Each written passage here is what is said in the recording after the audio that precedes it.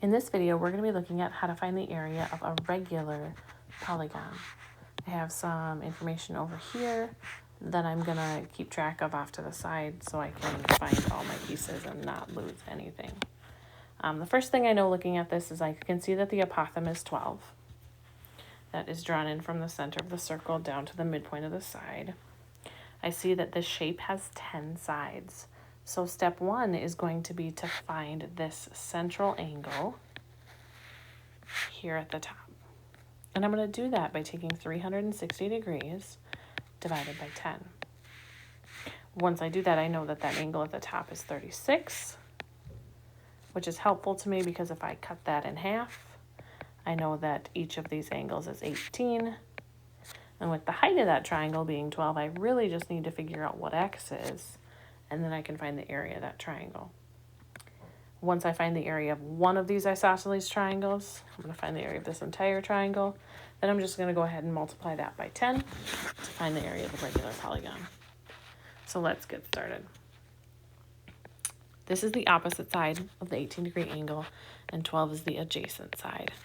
So I'm going to take a minute and set up my tangent ratio to say the tangent of 18 equals x over 12.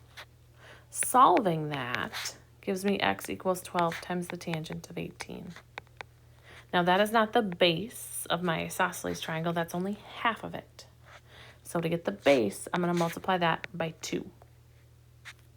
So up where I'm keeping track of my information, I'm going to say it is 2 times 12 times the tangent of 18, or I could write that as 24 times the tangent of 18.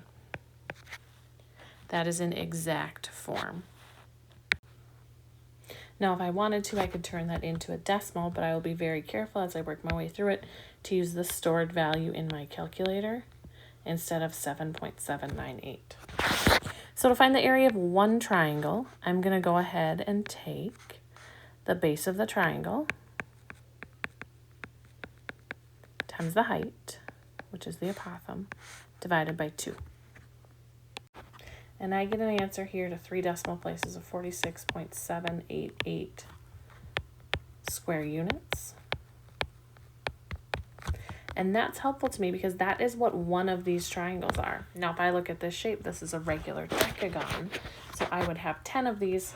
So I'm just going to go ahead and, again, using my stored value in my calculator, multiply that by 10, giving me an answer of 467.884 square units.